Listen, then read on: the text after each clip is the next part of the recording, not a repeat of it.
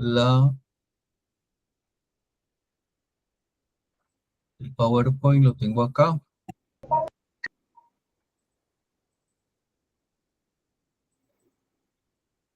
Ya. A Muchas ver, gracias. voy a presentarlo, a ver, presentar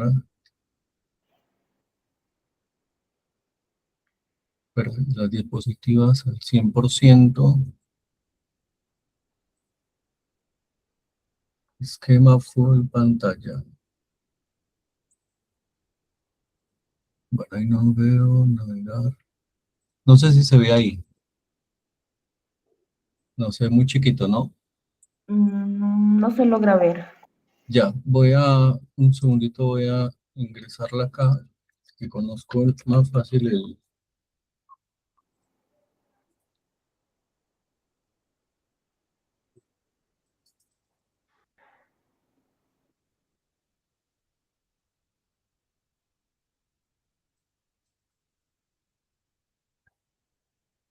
a ver, voy a alistarla.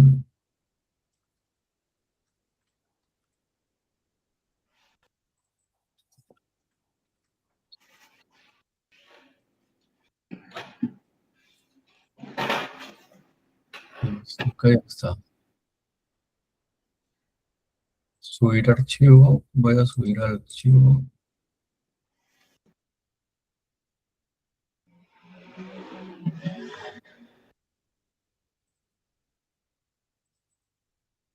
Ok, acá estamos, voy a proyectarlo.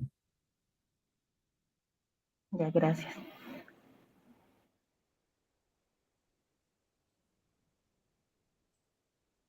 Este sí lo sé manejar. A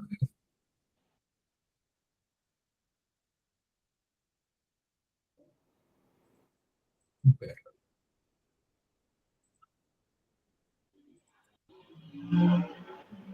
a ver, presentación de publicidad. Ahí está ya al máximo. Ahorita lo comparto.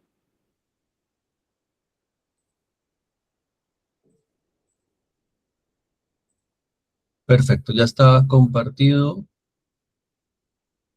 No, vamos a ver, corrijo el error.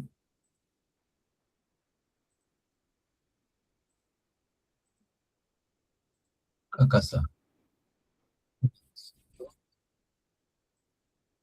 Está acá. Ahora sí.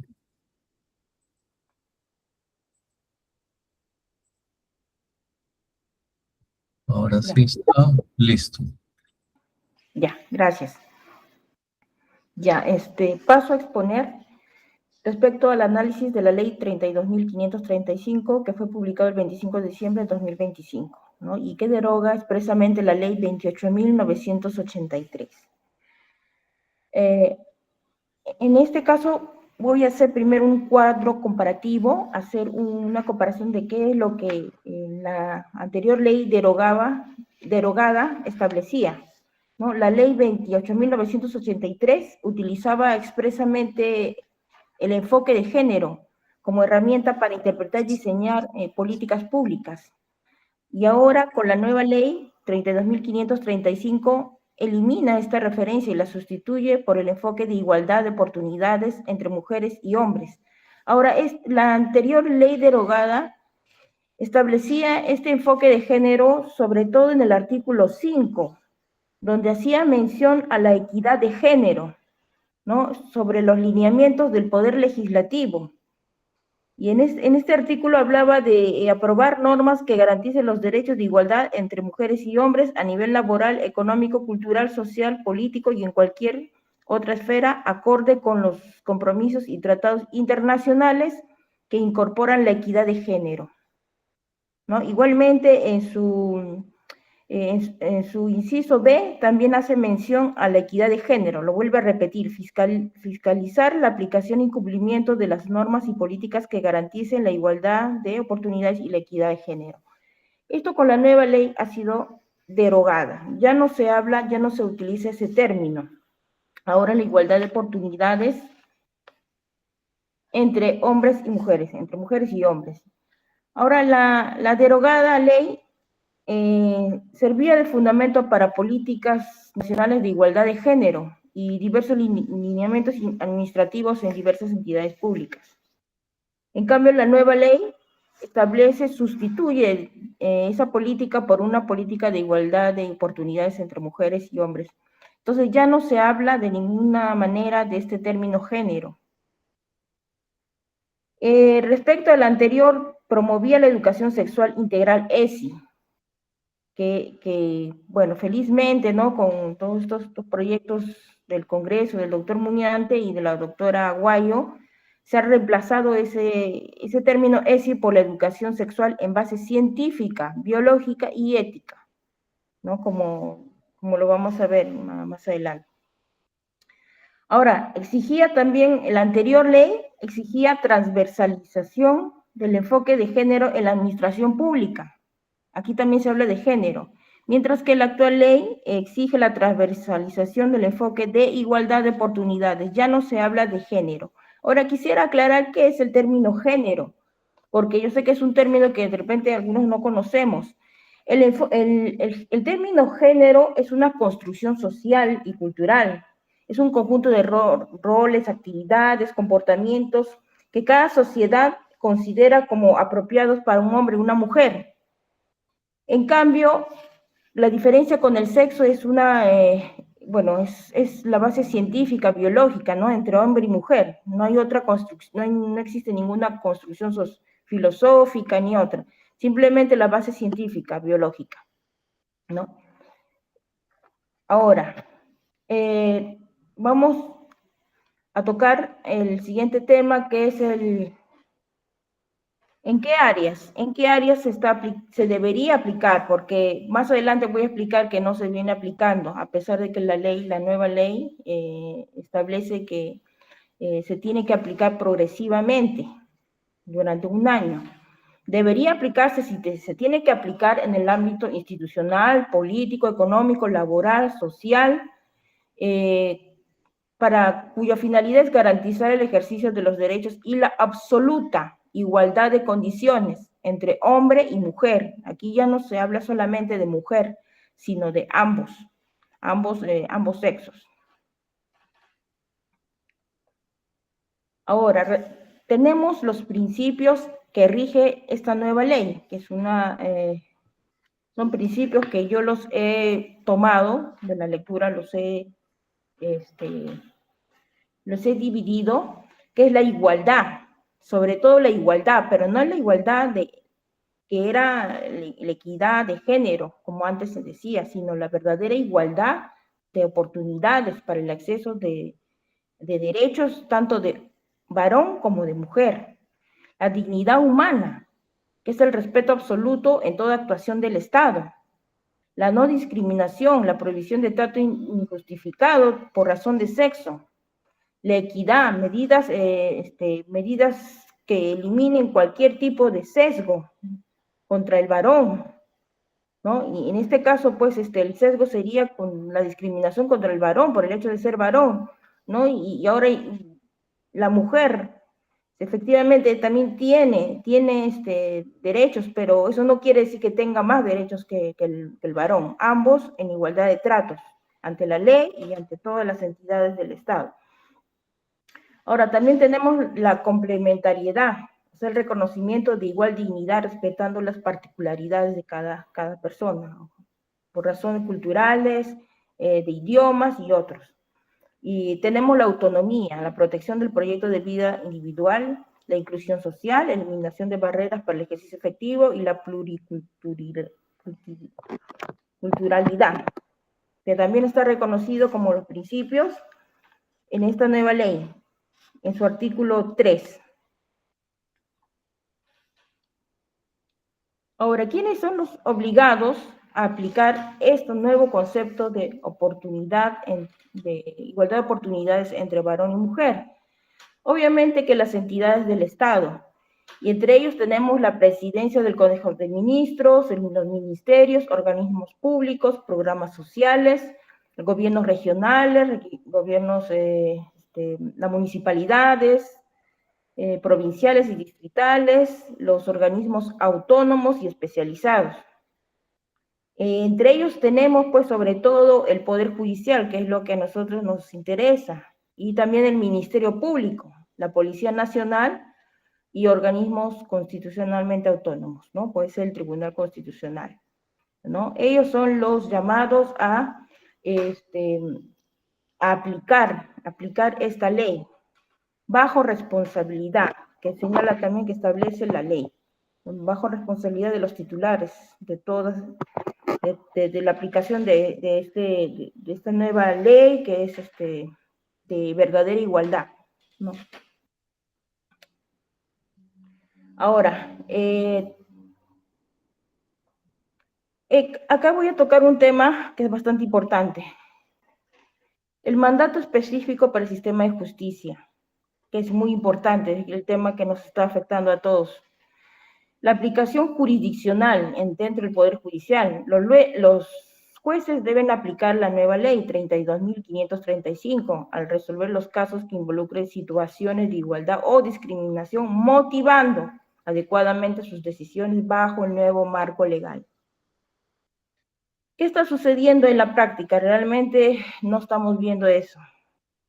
No estamos viendo que estén aplicando de manera progresiva a todos los casos que se están viendo, se están ventilando dentro del Poder Judicial. Y le diré por qué motivo. Más adelante tenemos tratados internacionales que permiten que los jueces recurran a estos tratados internacionales de derechos humanos, ¿no? Que es que también forma parte, tiene rango constitucional. Ahora también la ley establece la reconfiguración obligatoria de capacitaciones. Magistrados y servidores deben ser formados exclusivamente en este nuevo enfoque de igualdad de oportunidades entre hombres y mujeres. Sin embargo, tampoco se está dando en la actualidad. Más adelante explicaré qué es el hallazgo que he encontrado investigando, si realmente se está poniendo, porque desde diciembre del año pasado, estamos ya prácticamente al séptimo mes, donde debería haber algún resultado acerca de la aplicación de esta nueva ley, pero sin embargo, todo sigue igual. Ahora, tenemos, ¿qué está pasando en el Poder Judicial? Obviamente que hay una encrucijada, ¿no? Así es que si se aplica o no se aplica, o se sigue manteniendo sus directivas. Si bien es cierto, tenemos un mandato legislativo que es esta nueva ley, la ley 32.535, esta exige pues una transición progresiva, tiene un año para poner en práctica o hacer cambios en sus normativas internas, para poder ya poner en práctica ya esta nueva ley, ¿no? Sin embargo, no existe tal, hay una inercia institucional en cuanto a la práctica, inclusive tenemos la Academia de la Magistratura, que continúa aplicando, enseñando el enfoque de género. ¿Y dónde lo vemos? Vemos, si revisamos la página del mismo Poder Judicial, tenemos la vigencia de la directiva número 01-2023 CE-PJ, que es la transversalización del enfoque de género, o sea, es decir, que todavía sigue vigente esta directiva. Inclusive la misma Academia de la Magistratura tiene programas y cursos sobre enfoque de género que se han realizado de marzo, junio, y tenemos también para este mes de julio del 2026. Y la prueba, pues, que no se está poniendo en práctica, ni siquiera progresivamente, simplemente no se está aplicando. Y como muestra de ello, la Academia de la Magistratura, en el 28 programa de capacitación para el ascenso, exige evaluación en enfoque de género. O sea, quiere decir que los jueces que entren tienen que estar previamente capacitados en enfoque de género. Entonces es así que comprobamos que realmente no se está poniendo en práctica, a pesar de que ya la misma ley exige ello, que progresivamente. Ahora, he puesto acá y tenemos como prueba, como evidencia de lo que está sucediendo en el Poder Judicial. Actualmente, en este mes de junio, he visto una publicación que precisamente lo he colocado aquí en esta diapositiva para demostrar que la misma Corte Suprema, sí, ¿En algún lugar la busco? dice Poder Judicial, el respeto a la dignidad, donde habla de la justicia es para todas las personas. El siguiente, ese. Ok, perfecto. Revisando, pues, haciendo la búsqueda, ¿no? Encontré de que aún se sigue haciendo capacitaciones y, bueno, como yo he trabajado en el Poder Judicial, yo sé de dónde viene bueno, esta publicidad. Esto viene de la Corte Suprema. No lo ponen ahí, pero es de la Corte Suprema, porque yo también he participado en capacitaciones en enfoque de género y sé que ellos hacen de esta manera sus presentaciones para cursos, capacitaciones. Sin embargo, acá, como podemos observar, dice: el respeto a la dignidad humana es un derecho de todas las personas, desliza y conoce cómo el acceso a la justicia protege a la población LGBTIQ+. Acá de ninguna manera se está hablando de varones y mujeres. Acá simplemente se está haciendo una exclusión. Acá no habla de hombre y mujer, sino de la población LGTBIQ, cuando en realidad ellos también forman parte, ¿no?, de toda la población, pero acá debería hablar, en todo caso, de varones y mujeres y la población LGTBI. Sin embargo, acá hay un sesgo, se nota que hay un sesgo de que prácticamente solamente ellos tendrían derechos, cosa que va en contra, pues, de esta nueva ley, que ellos se promueve la igualdad de oportunidades para todos. Sin embargo, con esto solamente se está promoviendo la ley de cierta población. Y no solo ello, también si lo vemos en el otro lado, en el lado derecho, tenemos la Corte Superior de Justicia de Ucayali. Está promoviendo también cursos en cuanto a solamente derechos de la mujer, en este caso violencia contra las mujeres y acceso a la justicia. Es una jornada académica dirigido, como puede ver, a magistrados, personal jurisdiccional, servidores judiciales y público en general, o sea que también la población en general. Pero acá también vemos otro sesgo.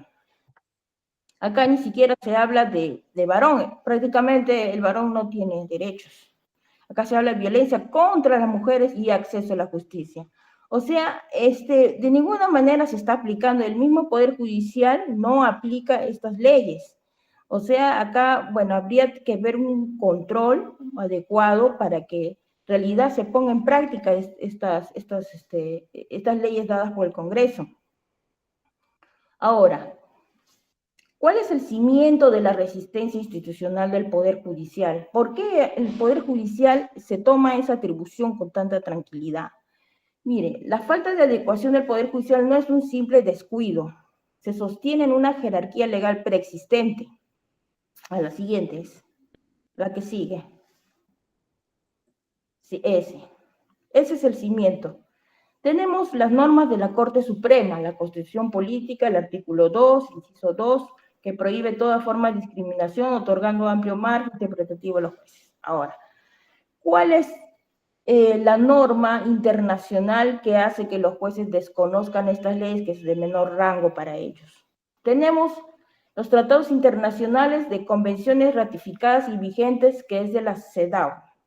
¿Qué es la CEDAW? Es el Comité para la Eliminación de la Discriminación de la Mujer, de la ONU.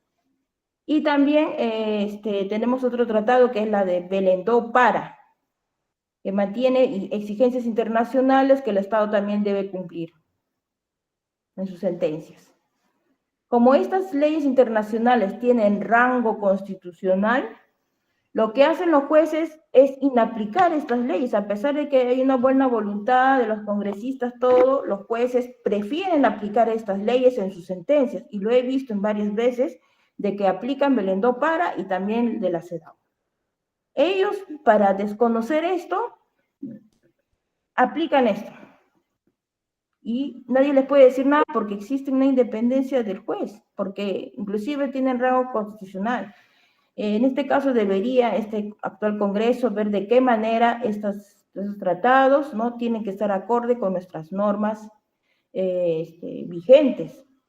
De alguna manera ver para que se vea en la práctica que estas leyes de igualdad de oportunidades se vea reflejado en la práctica.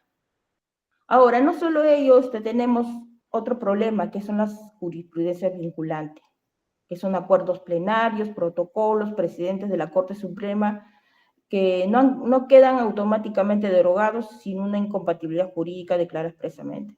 Tenemos varias jurisprudencias que se pronuncian al respecto sobre delitos bastante graves, que es tocamientos, caso de lesiones, violencia psicológica y otros temas pues, que atañen pues, que tienen que ver pues, con la violencia contra la mujer, ¿no? En este caso también tenemos ese problema. Ahora, la siguiente diapositiva tenemos la matriz de extensión normativa. Ya, perfecto. ¿Qué problema estamos encontrando en cuanto a la ley vigente y la práctica institucional actual, que es el Poder Judicial y el AMA, que es la Academia de la Magistratura, que forma jueces? La ley vigente habla de enfoque de igualdad de oportunidades entre mujeres y varones y hombres. Sin embargo, en la práctica institucional, tanto el Poder Judicial como la Academia de la Magistratura continúan usando el término enfoque de género. Ahora, la ley vigente exige reorientar las capacitaciones de jueces y fiscales al nuevo enfoque. Sin embargo, en la práctica vemos que el Poder Judicial y tanto el AMAC promueve cursos de ascenso y conferencias, y lo vemos precisamente este año, bajo el enfoque anterior, y como ya lo he podido demostrar en la diapositiva anterior. La ley vigente obliga a adecuar planes y acciones institucionales, inclusive da un plazo de 1 año, y ya estamos, pues, como le decía, ya estamos al 7º o al 8º mes, donde no se ve ninguna actuación del Poder Judicial ni de la AMAC para hacer cambios en sus directivas.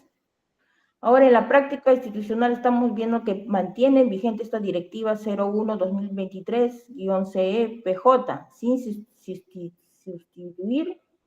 sustituir integralmente, ¿no? O sea, sigue vigente a la fecha, se sigue aplicando. Entonces, es un problema que también se podría plantear tanto a nuestros nuevos congresistas, nuevos diputados que han entrado para poder ver ese aspecto, de qué manera, porque, como les decía, los jueces aplican los tratados internacionales que tienen rango constitucional, y estas leyes para ellos no tienen rango constitucional, y por eso es que ellos siguen aplicando y siguen también capacitando el enfoque de género. Ahora, la aplicación estratégica en procesos penales complejos. Por ejemplo, tenemos el caso de delitos sexuales. Los jueces suelen citar estándares internacionales, como le venía diciendo, y acuerdos plenarios previos. Tenemos la protección de la víctima y eliminación de discriminación, frente a la valoración objetiva de la prueba y la presunción de inocencia. Nosotros, bueno, en caso de nosotros como abogados defensores, nosotros vamos a pedir la aplicación de esta ley, obviamente, ¿no? Para poder nosotros llegar a una justicia verdadera, porque lamentablemente no se está dando, y bueno, como le decía, los jueces prefieren aplicar estas leyes, ¿no? Quizás alguno que otro juez puede aplicar, pero cuando apela, el problema es en la sala de apelaciones. Los jueces son de otro criterio.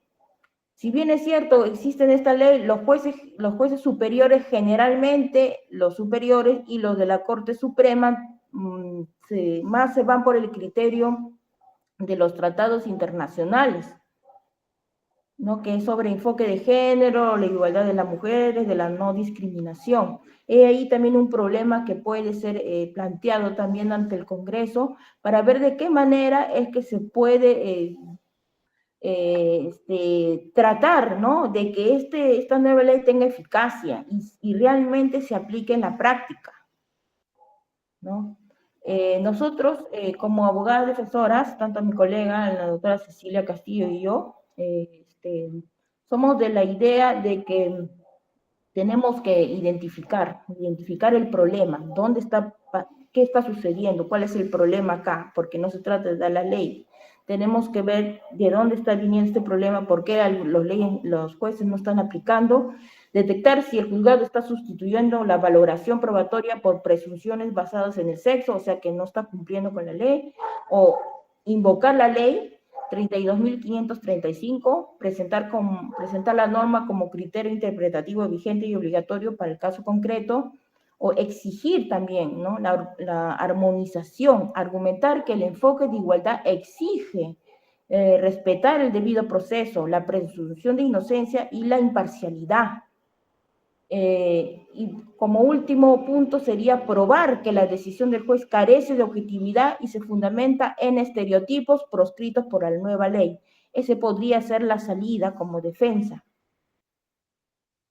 Ahora, he hecho un cuadro, bueno, se puede decir una armonización entre la ley 32.426, que habla del enfoque de familia, y la ley 32.535, que habla de la igualdad entre varón y mujer, de oportunidades entre varón y mujer, ¿no?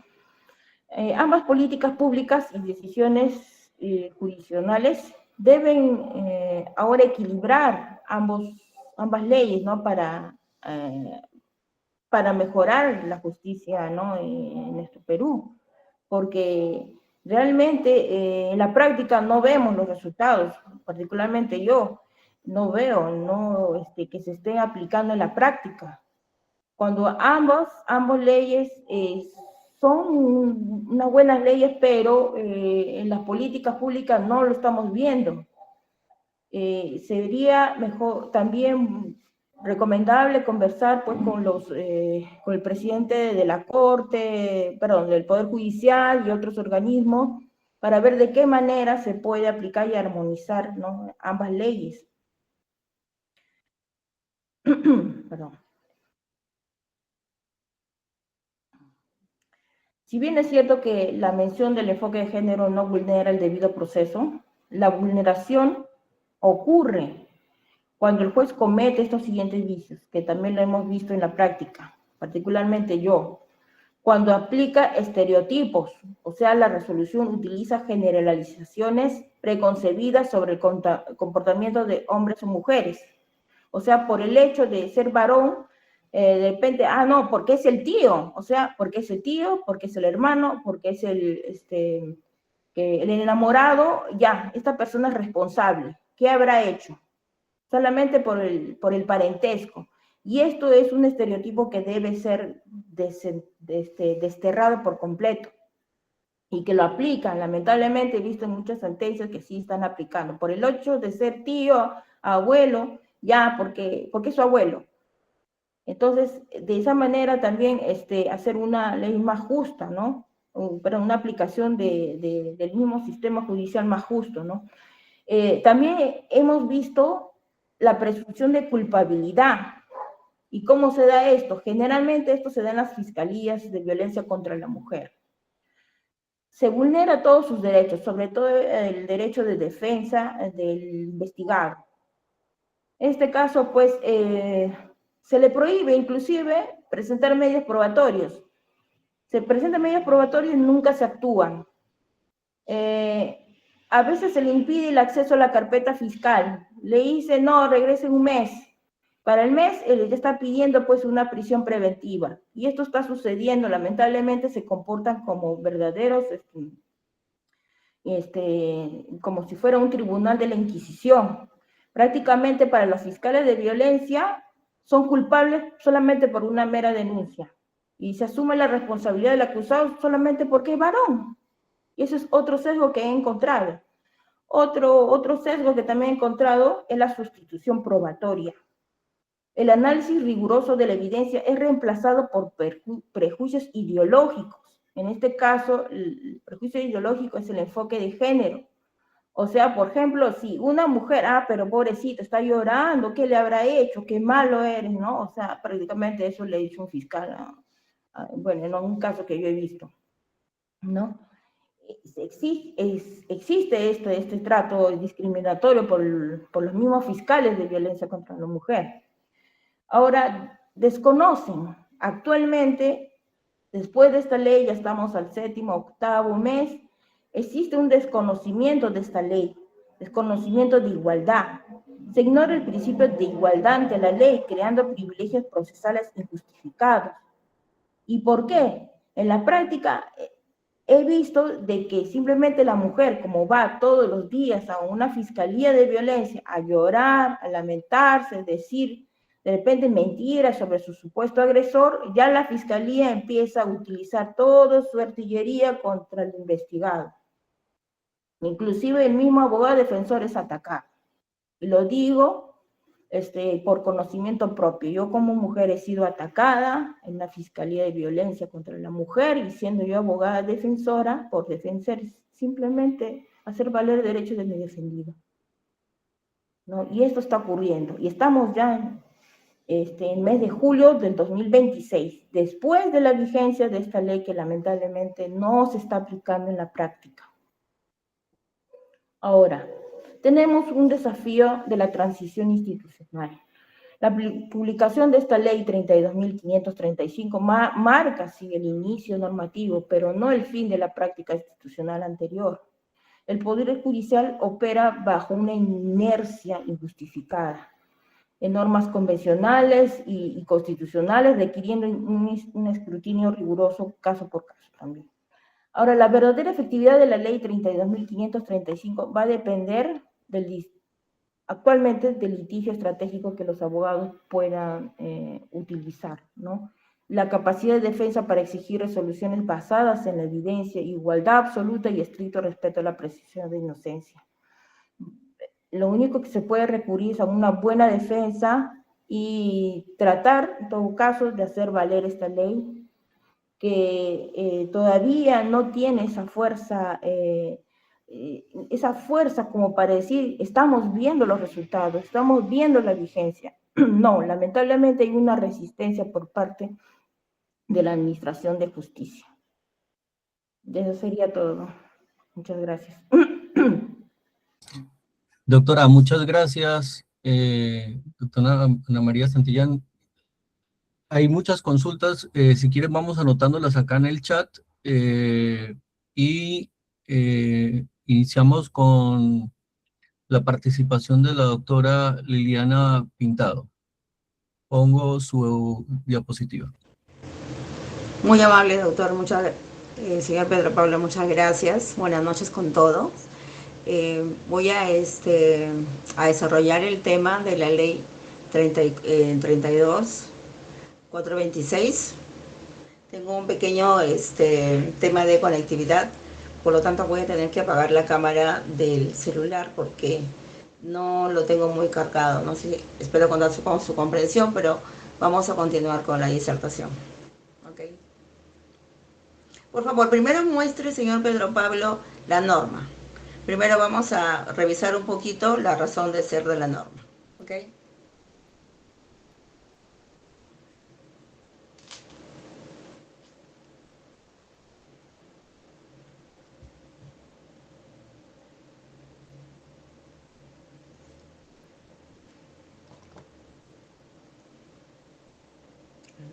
¿Sí se logra ver? No, todavía no. Vamos a ver. A ver.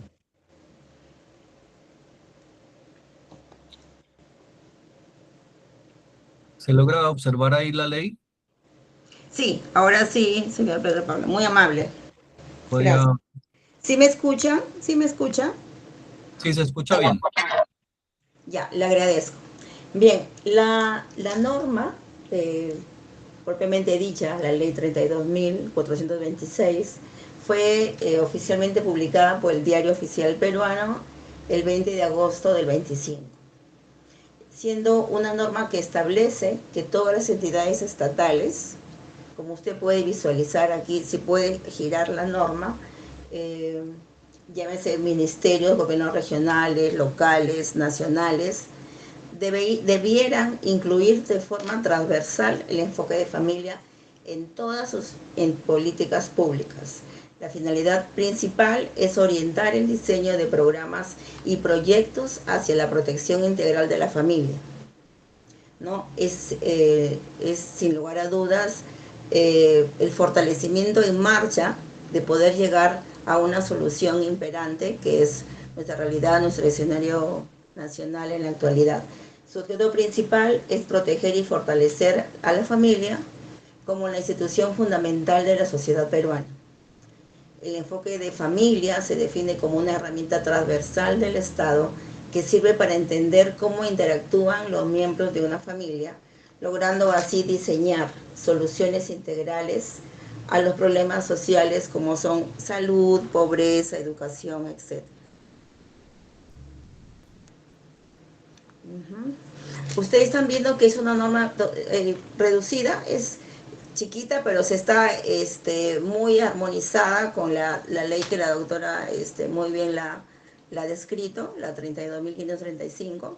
Se unen para darle la solución a nosotros como operadores de justicia en todo lo que es derecho familiar y en poder, digamos, trabajar sin fragmentar la familia, ¿no? Entonces, ahora sí, vamos a proceder, señor Pedro Pablo, le agradecería, publique, por favor, comparta el PowerPoint. Con gusto, en este momento.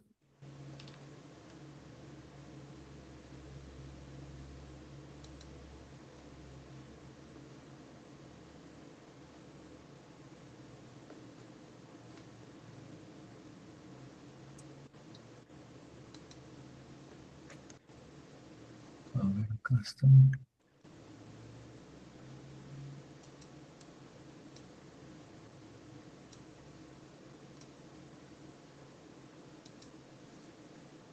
¿Ya se visualiza?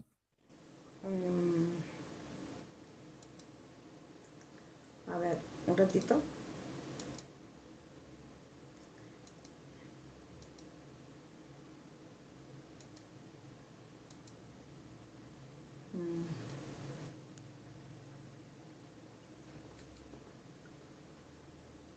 A ver, deme un minuto, señor, por favor.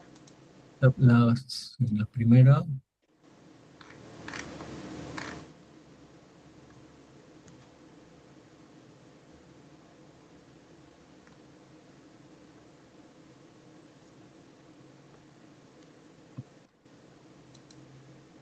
Ya, voy a abrirla de mi Drive porque, a ver. Ya, ok, ahora sí. Muy amable. Bien, entonces, continuando con este desarrollo, este análisis, estamos viendo hacia la armonización de la vida familiar, el diseño normativo. Eso, por favor. Desde un enfoque de familia. Entonces tenemos que el eje de la ponencia es superar la respuesta reactiva y judicializada del Estado a través del transversal de familia y la igualdad de oportunidades entre mujeres y hombres. La premisa fundamental viene a ser la protección reforzada de la mujer en riesgo real. No se debilita, se optimiza al integrarse en un modelo científico de gestión de riesgo familiar y preservación de vínculos, ¿no? La reforma que propone no es una invención, no es una sistematización. Al invocar el artículo 4 de nuestra Constitución, el juez no debe ver una simple declaración retórica, sino un mandato de protección integral jurídicamente. Esto se refuerza con la doctrina del Tribunal Constitucional, que ha señalado en reiteradas sentencias que la familia es un instituto previo al Estado. La integración del concebido en el artículo 1 de nuestro Código Civil señala que no es solo biológica, es una garantía de derechos patrimoniales y extrapatrimoniales. La ley 32.535 y la 32.426 actúan como un cierre de brechas, es lo que hablábamos al comienzo de un amalgamamiento, eliminando la asimetría procesal. Y bueno, buscando el principio de igualdad ante la ley, ¿no? El error de la política pública actual es tratar la violencia como un problema de individuos aislados. El enfoque de familia exige que el operador de justicia entienda la dinámica sistémica. El principio de mínima ruptura es esencial aquí. Por ejemplo, en casos de conflicto de menores, la separación forzada del hogar suele ser más traumática en algunas ocasiones para el menor que la intervención correctiva, ¿no? Nuestra jurisprudencia debe evolucionar hacia medidas que mantengan la cohesión familiar, siempre que el riesgo no sea inminente, ¿no? Si ya, bueno, son casos aislados, obviamente no estamos hablando de un tema genérico, o cada caso es una realidad y es un escenario diferente, y de acuerdo a ello está la norma y se debe practicar, de acuerdo a cada caso, de acuerdo a cada escenario.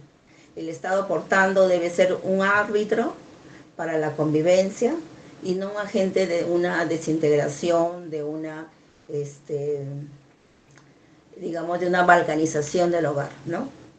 El comentario sobre esta diapositiva más o menos concuerda con que el Estado debe de tener procedimientos, digamos, que busquen la asimetría, procesal. ¿Okay? La siguiente diapositiva, señor, por favor.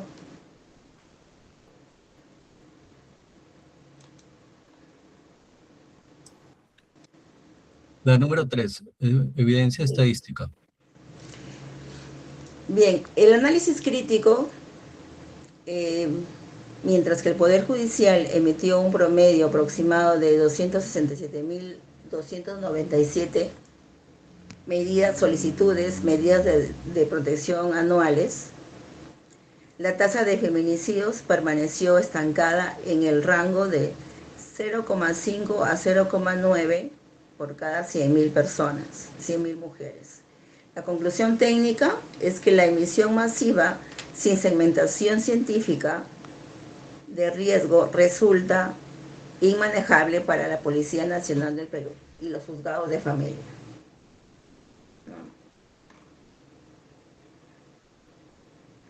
Esto quiere decir que la estadística no miente, el colapso del sistema es aritmético y un sistema judicial que emite 279.322 medidas al año no está administrando justicia, está gestionando una burocracia de notificaciones.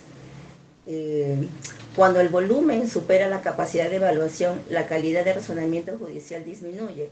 Es urgente transitar de una justicia de masa a una justicia de precisión. O sea, la norma está, señores, la norma existe, lo que tenemos es que buscar la aplicabilidad, recordarle a los magistrados, llegado el momento, y si así no lo hicieran, que si la norma está ahí, está para cumplirse. En el Perú tenemos una legislación que compromete casi todos los escenarios. Existe la norma, solamente como operadores de justicia tenemos que buscarla y llevarla que arribe a buen puerto, ¿no? O sea, la norma existe y sobre ello hay que trabajar, nada más. Es urgente entonces transitar de una justicia de masa a una justicia de precisión. El agotamiento del personal policial y judicial en tareas de puro trámite administrativo nos aleja de la verdadera función jurisdiccional. La siguiente diapositiva, por favor, señor Pedro Pablo.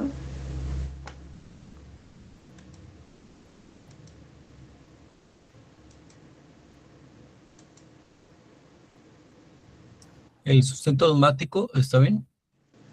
Sí.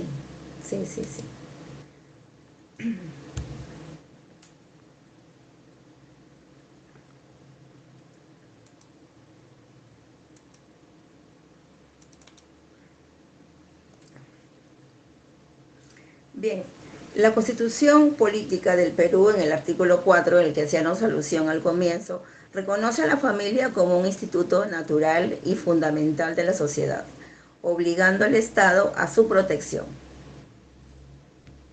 La Ley 32.535 es la igualdad de oportunidades, sustituye formalmente el enfoque de género por el enfoque de igualdad de oportunidades entre mujeres y hombres, garantizando un debido proceso sin sesgos biológicos. ¿No? Aquí no hay mayor comentario. Nuestro Código Civil en el artículo 1 señala que el concebido es sujeto de derecho para todo cuando le favorece, extendiendo la protección a la etapa prenatal. La ley 32.426, el enfoque de familia, establece la obligatoriedad de incorporar el enfoque de familia de manera transversal en todas las políticas nacionales y sectoriales. La siguiente, por favor, señor Pedro Pablo.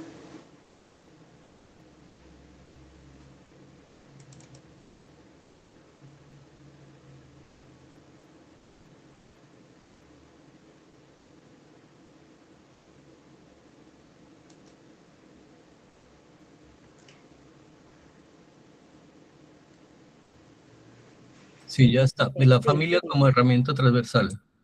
Sí, gracias. Definición comparativa. El enfoque de familia analiza los problemas sociales considerando las interacciones internas y roles, responsabilidades de los miembros del hogar. Los límites de la intervención estatal, el Estado debe intervenir para proteger y corregir ante el riesgo real, pero no debe sustituir sus funciones orgánicas de la familia ni promover la fragmentación o ruptura de los lazos del núcleo familiar. La superación de reduccionismos, la violencia intrafamiliar es multicausal, es multidisciplinaria y aquí intervienen varias disciplinas, ¿no? No responde a una sola categoría explicativa. El principio de mínima ruptura son las medidas tutelares que deben neutralizarse el riesgo con la menor afectación posible a la estabilidad socioemocional del menor. La siguiente, por favor, señor Pedro Pablo.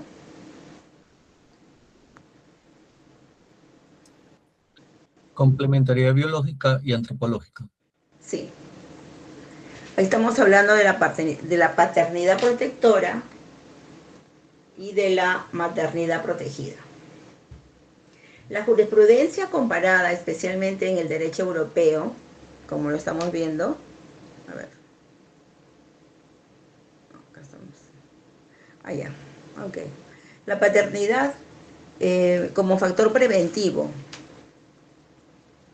el involucramiento activo, cálido y responsable del padre está asociado científicamente a menores problemas conductuales y psicológicos en los hijos. La maternidad protegida, reconocimiento de la dimensión singular de la madre, gestación, lactancia y un apego primario como base de la regulación del menor. El agente de vigilancia sexual frente al abuso sexual intrafamiliar, un padre presente y corresponsable actúa como el primer escudo de protección ordinaria, no debiendo ser expulsado preventivamente sin indicios objetivos o reales. La tesis central aquí data que el diseño normativo debe promover complementariedad de roles parentales y evitar que la quiebra de la relación de pareja destruya la coparentalidad. Tengo un tema de conexión, señor Pedro Pablo, por eso que no puedo leerlo en mi computadora, lo estoy viendo acá en el celular. Sí, no hay Continúe, por favor, la siguiente. Sí, gracias.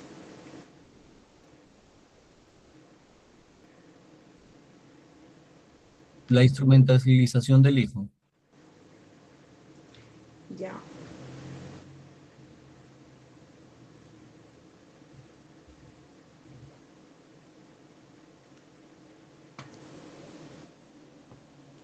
El interés superior del niño, que todos nosotros lo que trabajamos en familia lo tenemos como nuestro baluarte principal, exige la protección de la salud mental frente a la manipulación procesal en el marco del Código de Niños y del Adolescente. El sustento científico, las experiencias infantiles adversas demuestran que la disfunción del hogar y el conflicto parental crónico generan daños somáticos y psicológicos severos a largo plazo. La manifestación a tipificar es la utilización del menor como mensajero o pieza de presión económica o procesal. Aquí muchos tienen muchas diferentes experiencias, ¿no? Es muy versado y muy trillado en los procesos judiciales, en los juzgados de familia. La obstrucción injustificada del vínculo con el progenitor no custodia a su familia extensa. La manipulación de testimonios e inducción de odio hacia una de las figuras parentales también se evidencia comúnmente, ¿no? Eso debemos de erradicarlo. Todos los operadores, ¿no? Desde del ciudadano de a pie hasta los juzgados de familia, se debiera erradicar ese chip que tenemos en los países sudamericanos con mayor estadística. Y la exclusión unilateral de un progenitor en las decisiones médicas o escolares del hijo. Aquí reside el núcleo de una manipulación procesal. La instrumentalización del hijo, a menudo denominada como interferencia parental, es una forma de violencia psicológica que el sistema legal peruano ignora con frecuencia. Bajo el manto del interés superior del niño, se ve en situaciones en que alguno de los padres, en algunos momentos, como acabamos de decir, utiliza al menor para secundar sus ideas, sus posturas frente a procesos judiciales. Se vuelve a decir y se vuelve a trabajar en ello que el daño no es para los papás, sino es para los menores, ¿no? Es fundamental para el juez que entienda que el daño somático y psicológico que genera el conflicto del adulto es equiparable a una lesión física. El derecho debe tipificarse el uso del menor como un escudo en disputas, ya sea de tenencia, de alimentos o cualquier abuso que se pueda generar en una violencia intrafamiliar en familia, ¿no? La siguiente, por favor, señor Pedro Pablo.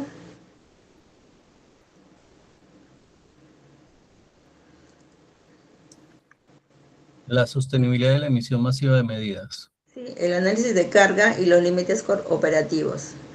Bien. El flujo diario.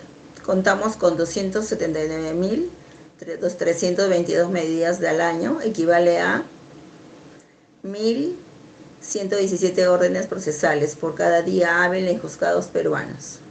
La carga histórica policial para un seguimiento medio de 8 horas por medida, el sistema requiere de 1.270 efectivos dedicados exclusivamente a labores de notificación y control de medidas de protección. Imagínense usted la carga y el desarrollo, ¿no? Ahí tenemos toda la burocracia enfrascada. La capacidad judicial real, si un juez de familia redacta y motiva adecuadamente 4 medidas por día, el flujo nacional requiere de 279 magistrados exclusivos para tramitar este rubro sin espacio para audiencias de fondo. La siguiente, por favor. Acá está. El triaje técnico de riesgo frente a la emisión autómata. Aquí tenemos un derecho comparado con un modelo europeo español. La experiencia en España en 2024, el sistema judicial español acordó y gestionó 103.035 medidas de protección cautelares, 3 veces menos que el volumen descontrolado de nuestro país. También el uso de tecnología, la implementación de dispositivos telemáticos de seguimiento activo, en lugar de enviar notificaciones en papel que la policía no puede verificar. El sistema Biogen, que clasifica de manera automatizada y pericial el riesgo en 5 niveles de vigilancia policial permanente, de menor, grave y extremadamente con riesgo, ¿no? Están bien fragmentadas y bien estipuladas. No es como en nuestro país, que es medidas y genéricas que se reparten a diestra y siniestra, lamentablemente, en nuestro país, ¿no? Acá hay un filtro, un filtro estandarizado que redacta y segmenta estas solicitudes. Y la elección metodológica. La focalización presupuestaria protege con mayor contundencia a las víctimas reales en peligro de muerte y desinfla la litigicidad instrumental.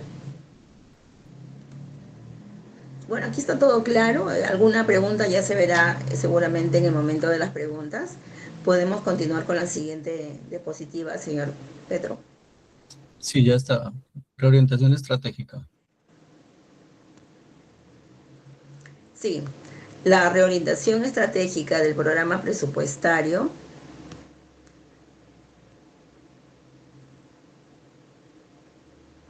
el financiamiento y ejecución. El programa presupuestal 1002 cuenta con un financiamiento sólido con un nivel de ejecución óptimo superior al 98% en el 2024 y 2025. El diagnóstico real, el problema no es la falta de ejecución de presupuesto, es la asignación predominantemente reactiva de dinero público. La prevención en las escuelas, un 25%, que trata en fortalecer la paternidad y maternidad responsables, y el monitoreo de alto riesgo, seguimiento policial real y visitas a campo efectivas, una infraestructura de datos, registro integrado de investigación científica externa. La salud mental y terapias con un 20%, una intervención temprana y manejo de conflicto no grave.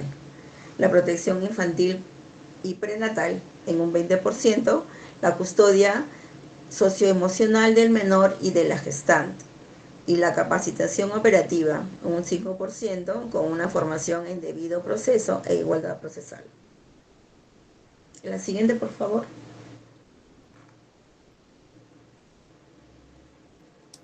Ya están los pilares de la estructura.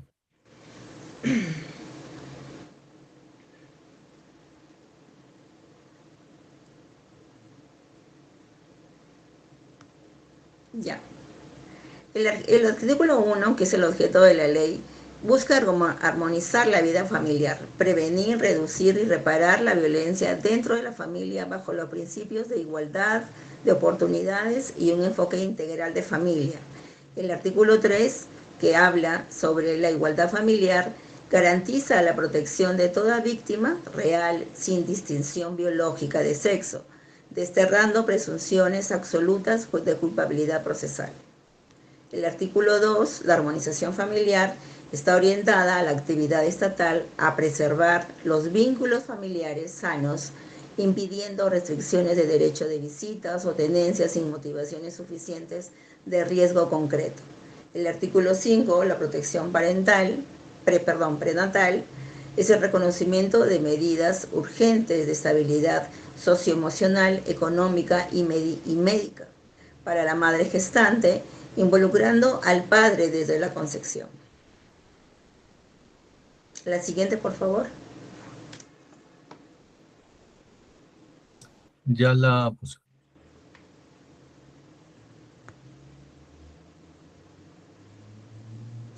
Ya, la ficha de valoración de riesgo familiar,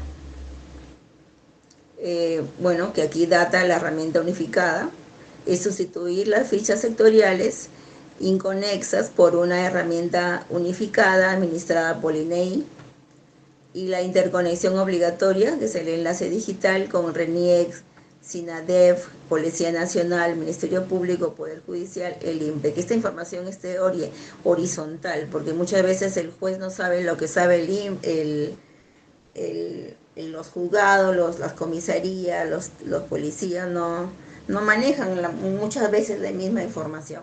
O sea, debiera haber para los casos de familia y ya está en la norma, una comunicación, información horizontal, ¿no? La falta de interconexión en este tema es el mayor enemigo de la justicia familiar. Actualmente la policía no sabe, justamente lo que decía, lo que el juzgado sabe, y el juzgado no sabe lo que RENIEC registra, la ficha de valoración de riesgo familiar integral, buscar crear el expediente único de lucha contra la violencia más eficaz que podamos implementar, pues permite una visión panorámica de la familia antes de dictar una medida. Bien, hemos más o menos tratado de sacar a ciertos rasgos las generalidades de esta norma, ¿no? Estamos nosotros al menos totalmente aptos y dispuestos para poder ayudarlos a ustedes en sus procesos judiciales. Mi nombre es Liliana Pintado Pérez y estoy llana a poder atenderlos, asesorarlos de la mejor manera, con compromiso y dedicación. El comentario que podría hacer a la norma es que, bueno, nuestra disciplina está en expansión y esta norma está buscando la eficacia de la tutela, ¿no? La familia no se salva separándola, sino dotándola de herramientas para gestionar sus crisis. Sostengo que la balcanización del hogar solo produce individuos más vulnerables y un sistema judicial más débil.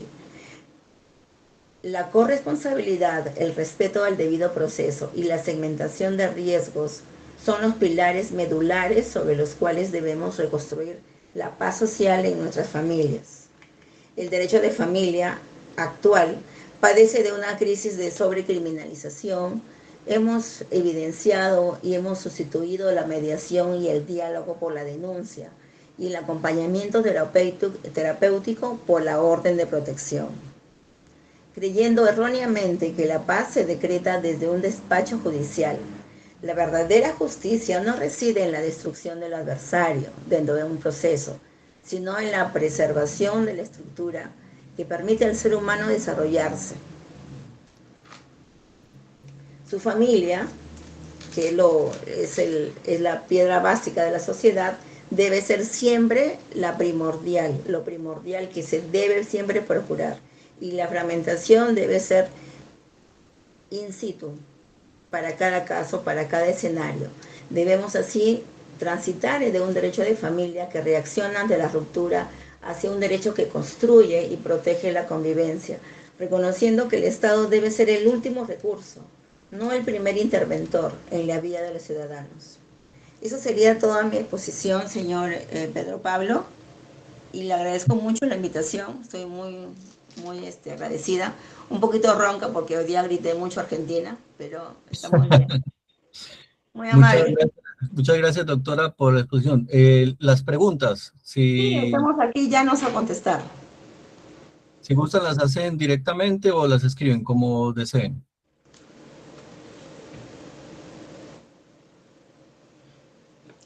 He estado lajeándose mi computadora.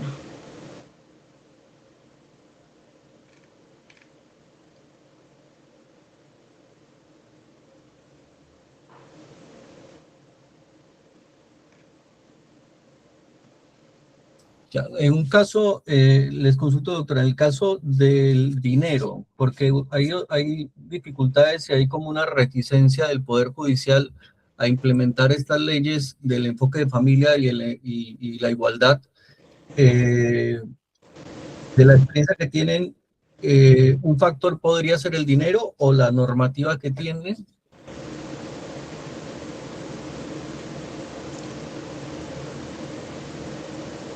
Quizás, doctora Ana María Santillán.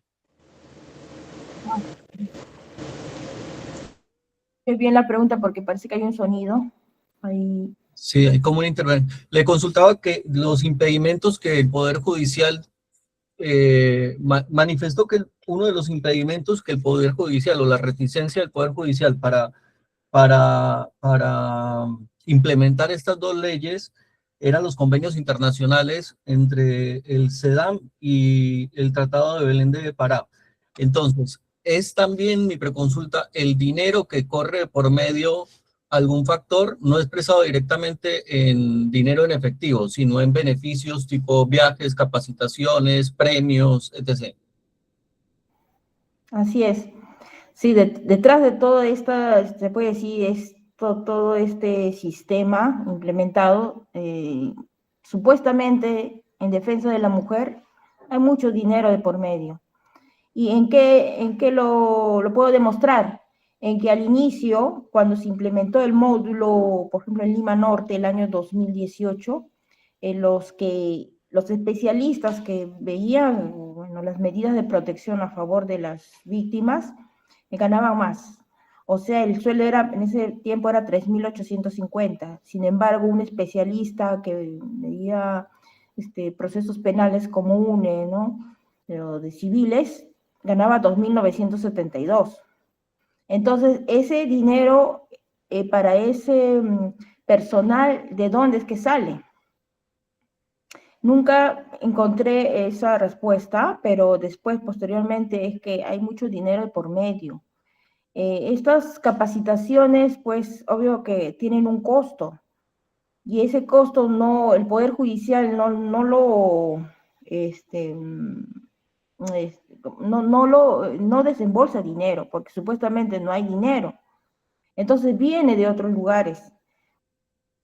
Puede ser bueno, no tengo yo, yo no sé, no puedo decir, de repente voy a tener problemas, pero viene de otro lugar, que no es financiado exteriormente, ¿no? Que Y a veces inclusive... ONGs en distintos lugares.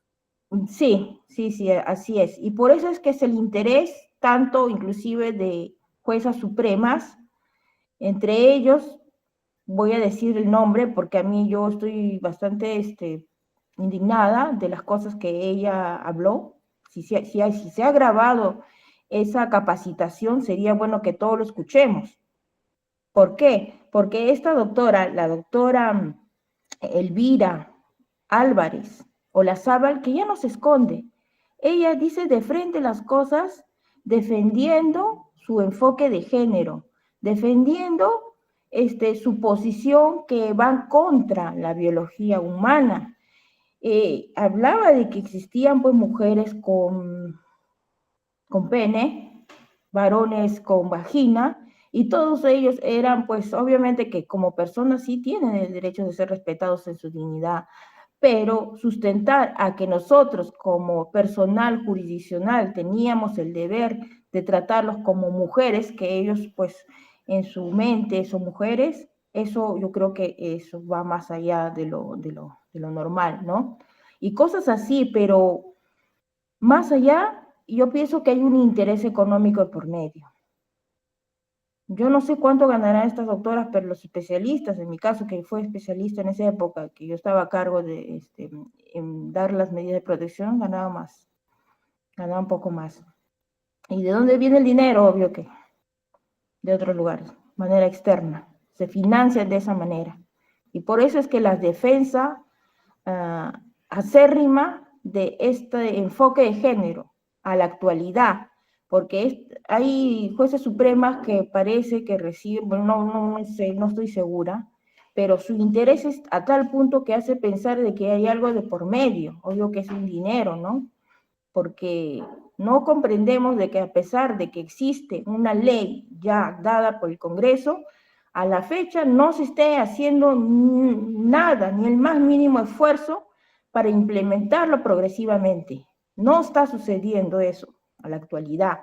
Y eso también quisiera que se ponga en conocimiento de los actuales congresistas que ya el día 28, o diputados y senadores que en la actualidad van a poner, van a legislar, que no solamente es dar la ley, es de qué manera se va a implementar y de qué manera sí realmente vamos a ver en la práctica los efectos de la aplicación de esa ley. No se está dando, no hay un ente fiscalizador, no existe nadie que pueda decirle, existe una ley, no, porque lamentablemente ya recurren estas leyes internacionales que, bueno, son dadas por una agenda, la Agenda 2030, que es a nivel mundial, y lamentablemente el Perú forma parte también de ello, de Sí, es verdad.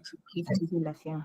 Así es. Como asociación tuvimos un oficio dirigido al presidente y él lo remitió al Ministerio de la Mujer. El Ministerio de la Mujer respondió con un reporte, un informe largo, extenso, porque mandamos una propuesta de reglamentación de la igualdad de oportunidades para hombres y mujeres. Entonces, la salida jurídica que tuvo el Ministerio de la Mujer es que la ley explícitamente no lo pide, pero el presidente fue quien envió al Ministerio de la Mujer la solicitud de reglamentación. Entonces, cuando hay una decisión del presidente de reglamentar una ley y que va en el espíritu de la ley, sí se puede realizar. Entonces, obviamente hubo un desacato de parte del Ministerio de la Mujer en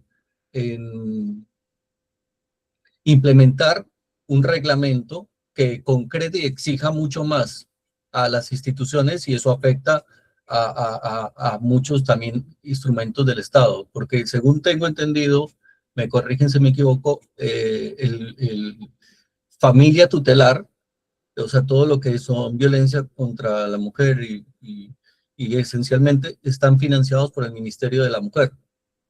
Y los otros, el resto del Poder Judicial está supeditado al Ministerio de Economía. Acá hay algunas consultas. A ver si las alcanzan o las plantean directamente, como gusten. Prenden el micro y listo. Buenas noches, señor. Estuve leyendo las preguntas mientras que ustedes estaban conversando sobre la inquietud de usted, señor Pedro. Hay un señor Jorge que menciona que tiene un juicio de 3 años.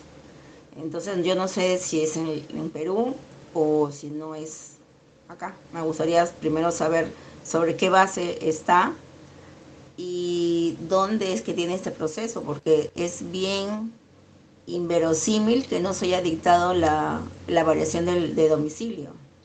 Sí, en Perú, y comenta en La Molina.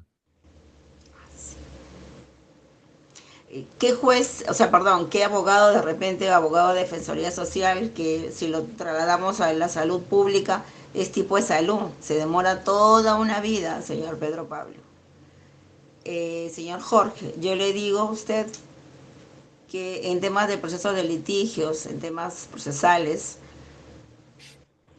usted debiera tener un abogado particular que viera su caso, porque si usted está con la Defensoría Pública, no sé si lo tiene, también esa sería una pregunta base para poder hablar sobre el caso. En todo caso, no se da así en la realidad, en lo personal, no me suele pasar esas situaciones. Sin embargo, yo, pues, de todo hay en nuestros juzgados. Pueden haber dilataciones cuando no, cuando se deja la Defensoría Pública. Cualquier cosa, cualquier consulta, yo le invito a que me escriba al personal. Yo estoy en el grupo de ustedes, de la asociación, y con el mayor gusto yo le brindo la asesoría, ¿no? Así es. Hay una consulta para la doctora. ¿Es cierto que en la interna del Poder Judicial tienen bonos por resolver expedientes y más aún aplicando enfoque de género? No. Bueno, no sé si la doctora Ana María lo sabe, pero no existe ningún bono por el trabajo de familia y por enfocar el tema de género.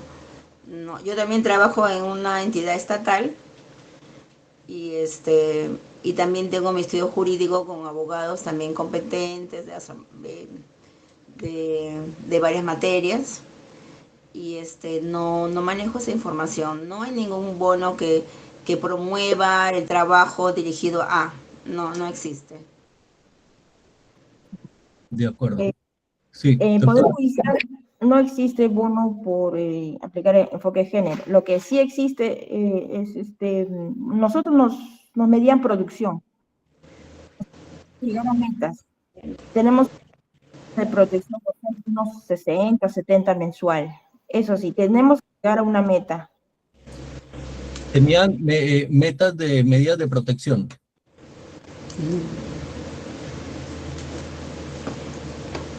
Si entendí bien, si escuché, doctora Santillán, tenían que llegar a 50, 60 medidas de protección mensuales. ¿Entiendo bien?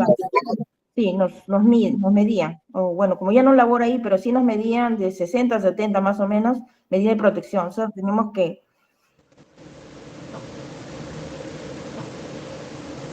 Sí, se cortó un poquito el audio, pero está bien, sí se entiende.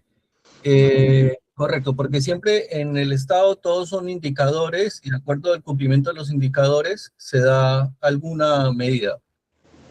Oriel pide la palabra, pero Oriel, un segundito y leo acá, que estoy sin lentes, dice, a ver, ante los distintos procesos que tenemos, distintos asociados, ¿qué hacemos finalmente con algunas autoridades parcializadas en resolver de acuerdo a la ley? ¿Cómo podemos aplicar estratégicamente estas dos leyes? Ahí va directamente la competencia del colega, ¿no? Va la especialización del colega y hay instrumentos que se utilizan cuando hay hay un juez que está, digamos, trabajando de forma parcializada a la protección del cliente, del ajusticiable. Hay instrumentos que se pueden agotar, ¿no? Se pueden recurrir. Pero el abogado que conoce el trabajo, que conoce esto, pues va a ir de frente a pedir lo que tiene que solicitar. O sea, y la norma es, claro, es una. Pueden haber interpretaciones, pero todas circundantes a la misma. No, digamos que no podrían ellos estar llevando un poco ralentizando el sistema. O sea, no se podría. Hay bastantes instrumentos como para poder utilizarlos. Hay varios. De acuerdo. Oriel y después Cecilia. Sí, buenas noches. Nada, lo mío era básicamente para la doctora Santillán, referente a los bonos por incentivos, que si bien tenemos conocimiento, eran efectivamente pues por las medidas de protección brindadas. ¿Qué ocurre, doctora Santillán, si es que no se llegaba a este número, a esta cifra? ¿Se les hacía alguna suerte de sanción, amonestación, llamado de atención, memorándum? ¿Cómo se manifestaba pues la falta de rendimiento, por así decirlo, ¿no? en estas medidas? Los secretarios judiciales, por ejemplo, eso se tomaba en cuenta para la renovación del contrato. Por ejemplo, yo no producía, entre comillas, no me renovaban el contrato, no me renovaban.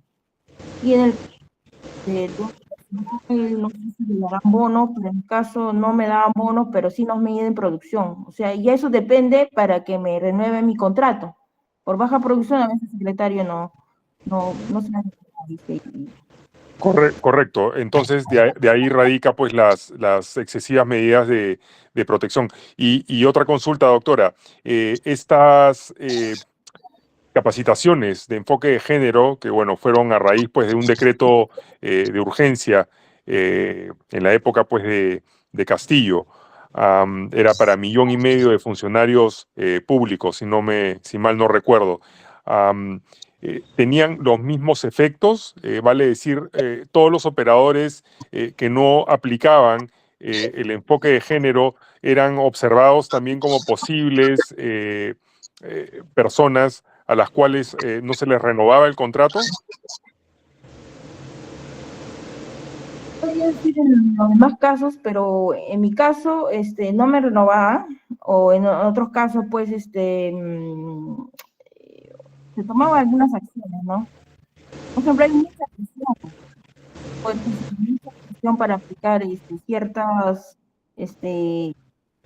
bueno, en este caso, pues, sobre enfoque de género, ¿no? Hay tanto presión por control interno, también presión pues, de la misma, ¿cómo se llama?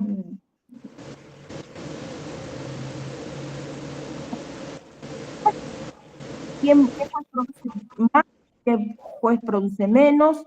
Y ahí están en la mira. A veces se le amonesta, ¿no? ¿Por qué la baja producción? ¿No? Cuando el juez le llama la atención, nosotros también nos llama la atención, que no estamos trabajando, que no estamos cumpliendo con las metas, y eso siempre se toma en cuenta para todo. Correcto, doctora. Muchas gracias.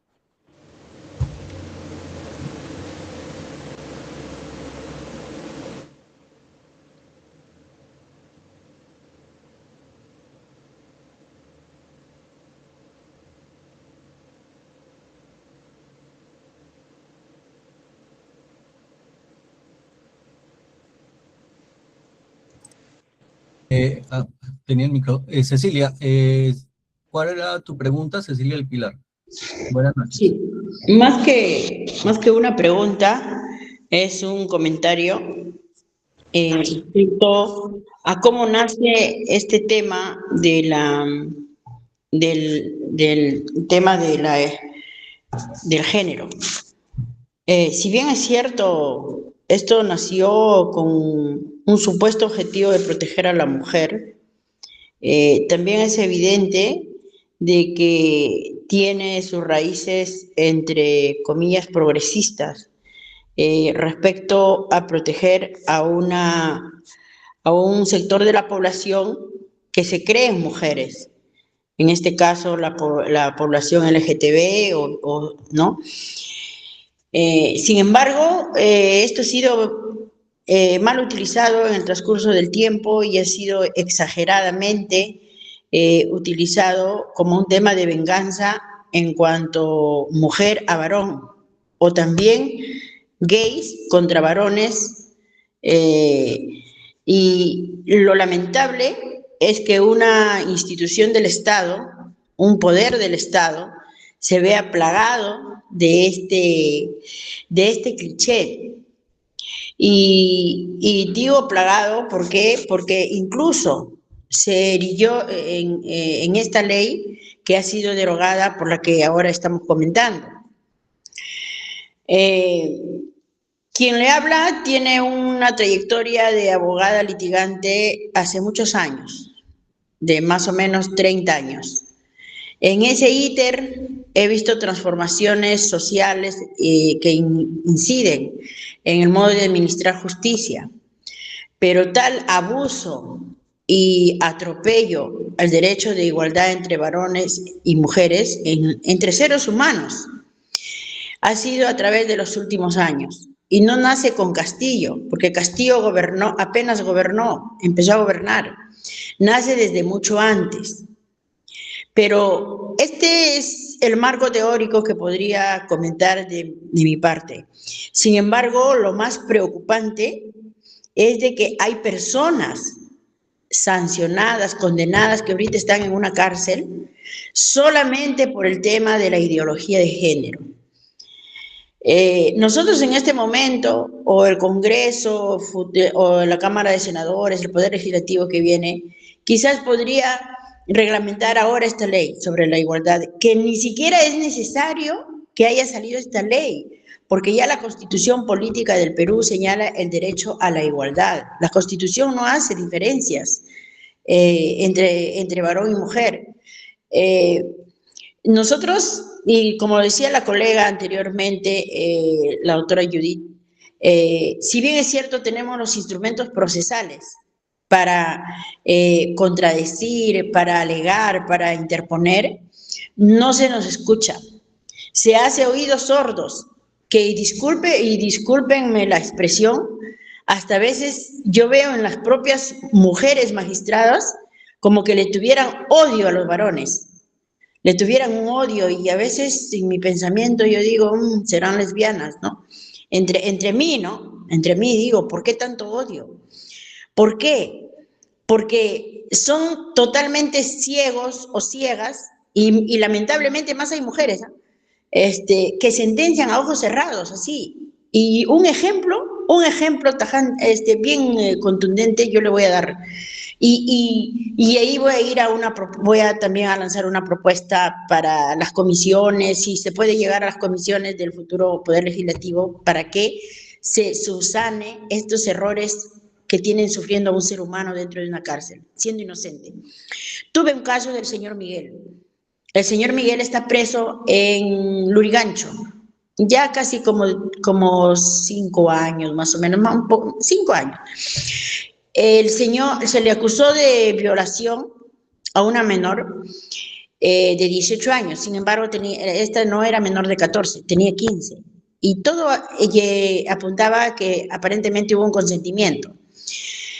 Pero más allá del consentimiento, que obviamente la menor negó por la influencia de su familia, y se hizo todo apuntaba a que el señor era inocente. ¿no? Porque no había el hecho del consentimiento es un pensamiento del abogado, ¿no? O sea, en este caso, de mí y de mis colegas que me antecedieron, pero nunca se llegó nosotros nunca lo expresamos, pero la menor tampoco lo aceptó y el señor obviamente que se quedó callado. Sin embargo, la prueba madre de que el señor era inocente es que hubo una pericia biológica, donde en la truza de la menor nunca se encontró semen. Sin embargo, el Ministerio Público señalaba que donde había habido el hecho supuestamente de ultraje sexual había condones. Sin embargo, esa pericia biológica tumbaba todito el caso. Así lo presentó la defensa, en este caso yo, lo presenté en los alegatos, porque el Ministerio Público nunca lo presentó. Nunca lo presentó, ni siquiera lo mencionó. Bueno, cuando ya iban a dar la sentencia y presento ese documento, que yo lo había rebuscado y rebuscado en los tomos del expediente, y ya no tuvieron más remedio que cortar esa deliberación. En ese momento hicieron un receso y todas sus alegaciones, todos los argumentos que ya lo iban a sentenciar el señor se lo trajo abajo la pericia biológica. No sabían qué hacer. Entonces, ¿sabe qué hicieron? Lo condenaron por la ideología de género. Lo han condenado al señor a 15, 25 años, no recuerdo. Pero esa es una tremenda injusticia, ese solamente es un ejemplo. Y respecto a otros ejemplos, podría yo dar muchos, se nos pasaría la hora. Sin embargo, también en base a ello yo pido de que se inste al Poder Judicial o que se modifique la ley de revisión de sentencias en base al Código Procesal Penal, que se modifique el Código Procesal Penal respecto a la revisión de sentencias cuando han sido las personas sentenciadas solamente con ideología, con el tema de la ideología de género, basado en convenios internacionales que enarbolan este estribillo, esta ideología, valga la redundancia, ¿no? ¿Por qué? Porque tienen ya un sesgo. Entonces, eso es muy importante porque hay seres humanos sufriendo dentro. Y esto no hablo de los padres que han sido expulsados de su casa, que son, aquí en el Perú son, por no decir cientos, son miles. Bueno, eso es respecto a mi intervención y felicito que haya este evento y en lo sucesivo hay que seguir para adelante porque si bien es cierto, yo como mujer condeno la violencia entre seres humanos, porque también como hay hombres violentos, hay mujeres violentas. Entonces aquí es correcto que haya salido la ley de igualdad, que se aclare. Con esta ley de igualdad, lo que ya la Constitución establece. Gracias. Doctora, muchas gracias por su aporte. He tomado nota de la propuesta de modificación del tema de las sentencias, porque efectivamente si hay una fundamentación en convenios internacionales, posiblemente sea el sesgo, y no solamente sean unas personas. Muchas personas pueden entrar o estar en la cárcel por injusticias y temas ideológicos. De hecho, en los últimos años, tengo entendido que por crímenes no violentos la mayor cantidad de personas ingresadas a la cárcel ha sido por alimentos, de una forma muy fuerte. Bueno, eso no quita la responsabilidad ni nada que tiene un padre o una madre frente a sus hijos en sostenerlos, pero sí es un indicador de cómo se ha ido acelerando al transcurso de los últimos años. No sé si alguna otra consulta al respecto.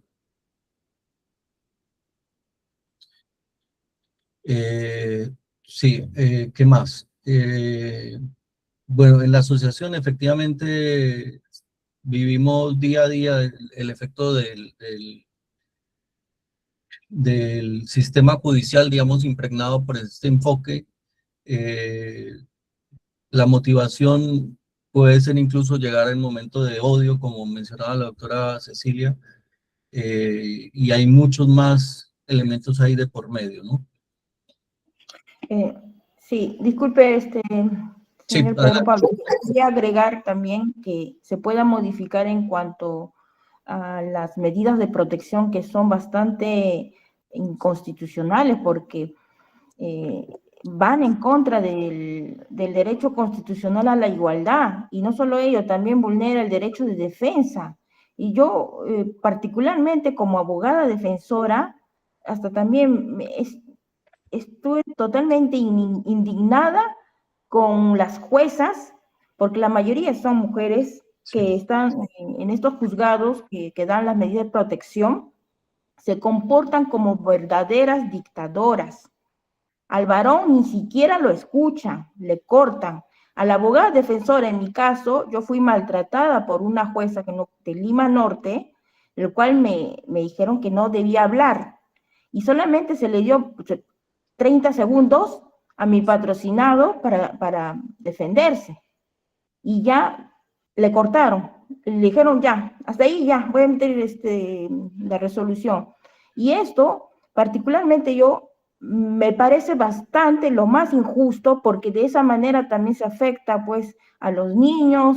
Mi patrocinado pues estuvo muy mal de salud, inclusive quiso suicidarse. Tengo un caso real que quiso suicidarse porque amaba tanto a sus hijos que con esta medida injusta, que ni siquiera se le escuchó, ya daba por perdido todo, no tenía ninguna esperanza de ver a sus hijos.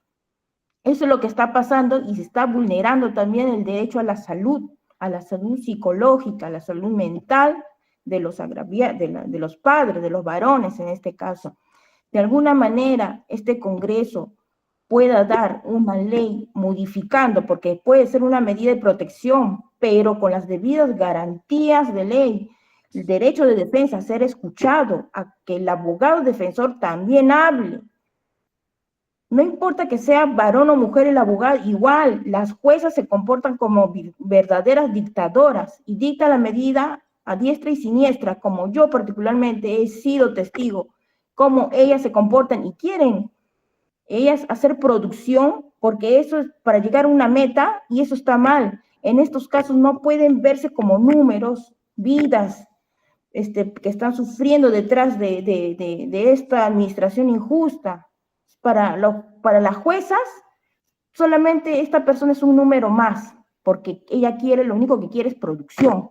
Y si le dan la producción, está sobre los demás. La verdad que no sé por qué lo hace, si reciben dinero, bono, eso no estoy enterada, pero su único interés es la meta, llegar a la meta. Y eso no puede ser así.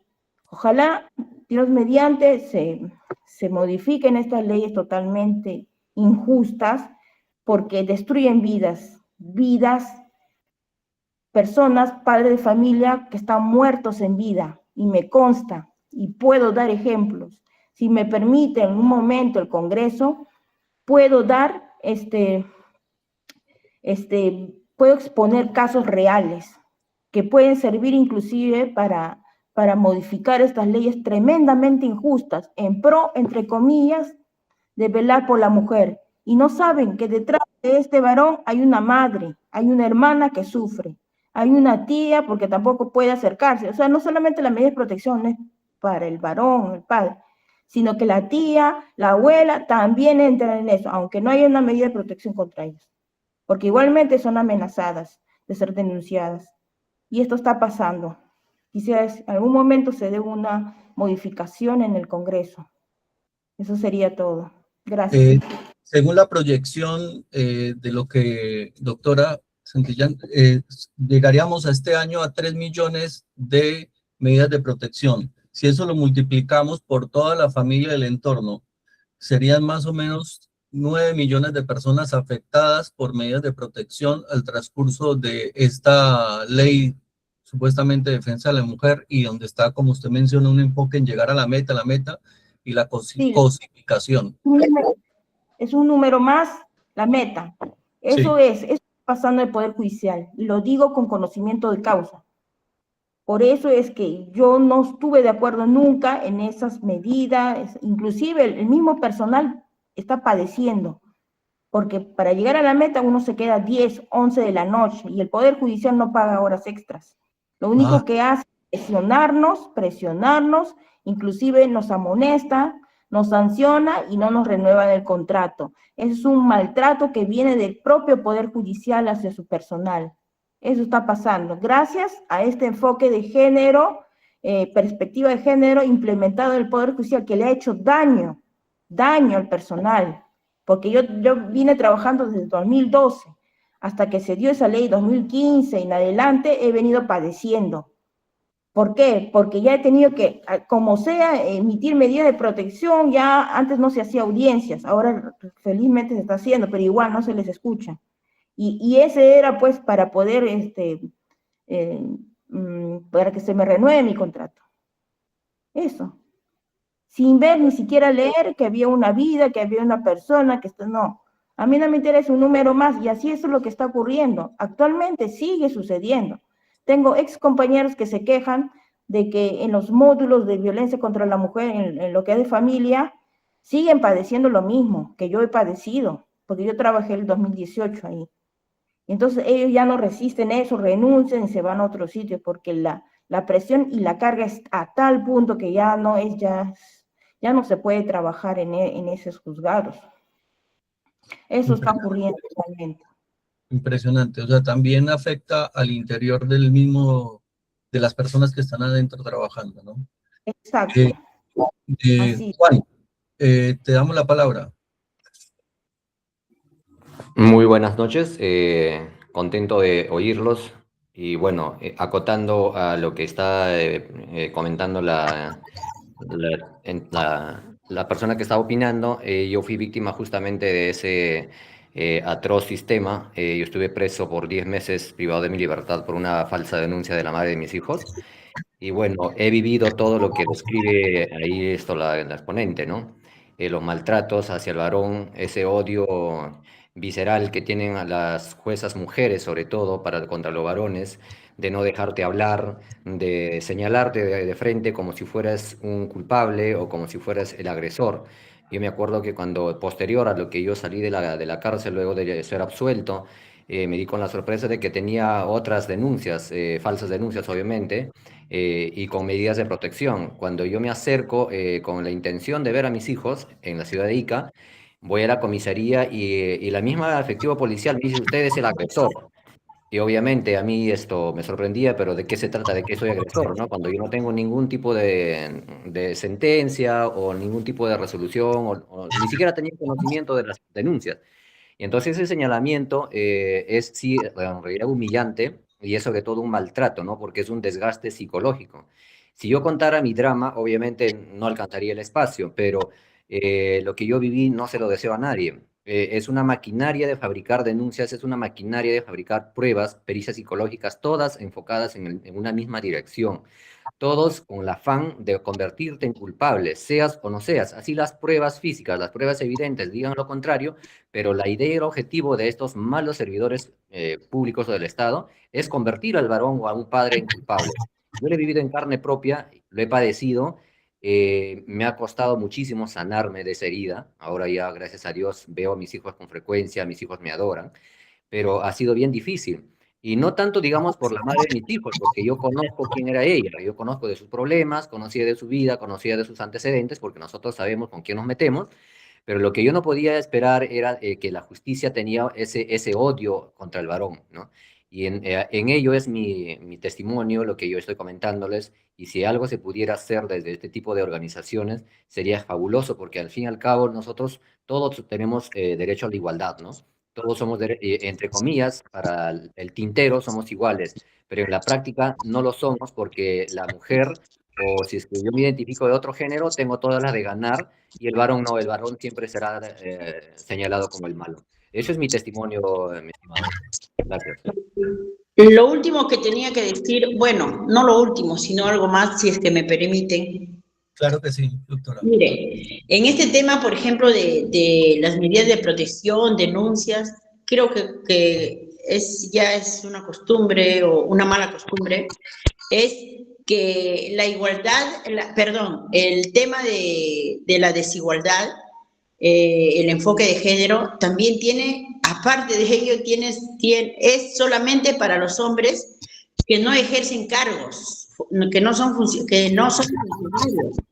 Porque cuando se trata de un fiscal, de un juez, de un comandante, de un gran empresario, ahí los jueces se buscan las maneras de favorecerlo.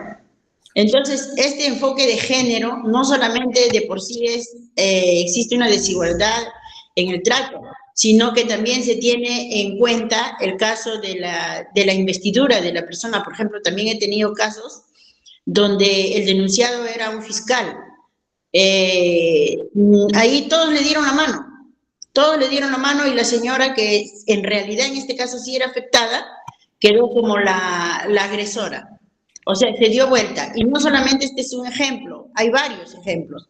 Esto de aquí tiene nombre y apellido. Si no hubiese tenido una defensa acérrima como quien habla, la señora hasta podría haber llegado a la cárcel. Entonces, no solamente es esta falencia del enfoque de género, sino que es también por las influencias, el temor reverencial hacia el denunciado, en que cuando es un juez, un fiscal, es intocable, o cuando es un comandante, tiene un alto cargo. Entonces, todas esas situaciones se tienen que evaluar en las reformas que se vaya a proponer. Además, doctores, creo que es bueno llevar al Poder Legislativo, en cuanto a reforma judicial, de que no debe existir en este órgano, en este poder del Estado, el tema de la producción, porque el tema de la producción hace que los jueces no escuchen a nadie, hacen audiencias paralelas, y en medidas de protección ni siquiera escuchan porque tienen que producir. Y en temas de medidas de protección es más. ¿Por qué? Porque hay ese exagerado tema del enfoque de género. Entonces, todas esas cosas tienen que cambiarse de raíz, porque si de raíz no se llevan las propuestas, las modificaciones, los tratos que debe darse a la forma de trabajar dentro del Poder Judicial y dentro del Ministerio Público, que también existe el tema de producción, y no solamente el tema de producción, sino el tema de la supuesta imagen institucional de que el Ministerio Público es efectivo. Mientras más prisiones dicte, más efectivo. Mientras más medidas de protección el Poder Judicial tiene mejor imagen. Entonces ya es tiempo de que este nuevo gobierno, que ojalá pues tantas expectativas ha habido por las personas que han votado por la señora Keiko, sea realmente eficaz en estos temas. Eso es lo que quería acotar, ¿no? Por ahora. Gracias. Sí, Auriel, ibas a pedir la palabra para concluir. Sí, en realidad no quisiera prolongar mucho, agradecer los comentarios, el testimonio de Juan Matos en realidad pues es desgarrador, y lo que comentan pues las personas que han estado y han trabajado pues bueno, pues en todo lo que es el sistema de justicia, en verdad pues es bastante, ¿cómo decirlo? Bastante abrumador, ¿no? Estaba pensando muchas cosas, y yo creo que para iniciar deberíamos exponer todo lo que estamos hablando, ¿no? Con una voz firme, dando a conocer lo que viene sucediendo, ¿no? Estas me hacen acordar a estas también maratones judiciales que se hacían, como si fuese pues algo positivo, cuando en realidad lo que se estaba haciendo era pues agilizar estas medidas de protección, mirando estas medidas de protección como productividad. Entonces, claro, ya sabemos por qué resulta tan difícil a veces que se bajen las medidas, o que simplemente pues no se den, porque hay ya esta consigna. Entonces, yo creo que divulgando y poniendo a la vista todo lo que viene sucediendo podría ser pues una buena manera pues no de dar conocimiento, y a ver pues no si con todo esto que se sabe bueno, pues no, los legisladores se quedan de brazos cruzados. Yo pensaría de que tendrían que hacer algo porque estamos hablando pues del Poder Judicial y de temas relacionados a familia, ¿no? Que detrás de estos expedientes hay personas, hay niños, hay muchísimas personas sufriendo, ¿no? Básicamente eso. Es verdad, es verdad. Como asociación estamos dispuestos y una línea nuestra es la formación. Necesitamos enfocarnos en formarnos en todos estos temas y agradezco muchísimo a las doctoras Ana María Santillán y Liliana Pintado por el tiempo que se han tomado y las exposiciones que nos han brindado, porque necesitamos replicar estas leyes y efectivamente que terminen permeando los distintos componentes del Estado, como lo han explicado. Agradecerles a todos por la participación.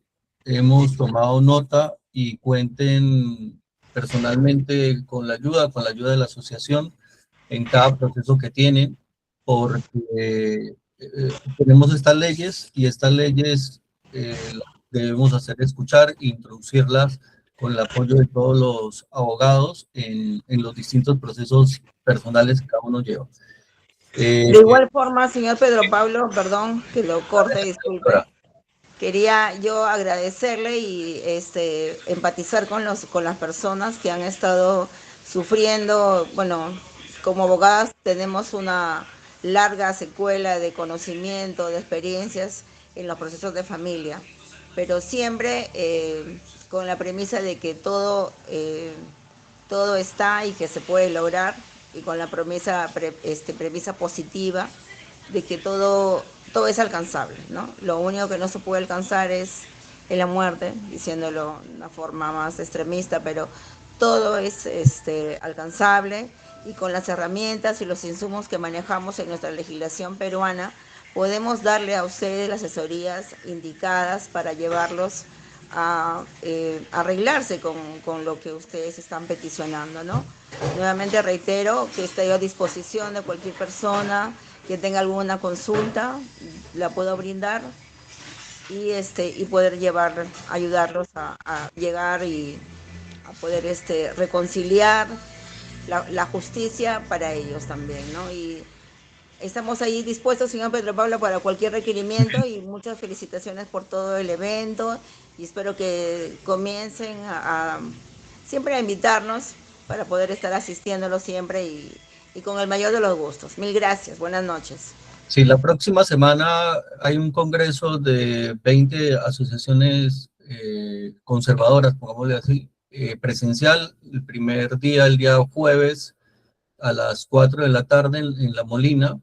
En la página web de Padres Presentes está para que inscriban, es totalmente gratuito, pero sí están afluyendo bastantes jóvenes de la universidad, estamos convocando bastante juventud, y está el tema de esta alianza que tenemos con estas distintas organizaciones que estamos preocupados profundamente por el tema de la familia, pero como asociación particularmente estamos introduciendo en la línea conservadora o de derecha política la presencia del padre, la necesidad del padre, porque a veces se termina diluyendo en el esquema familia.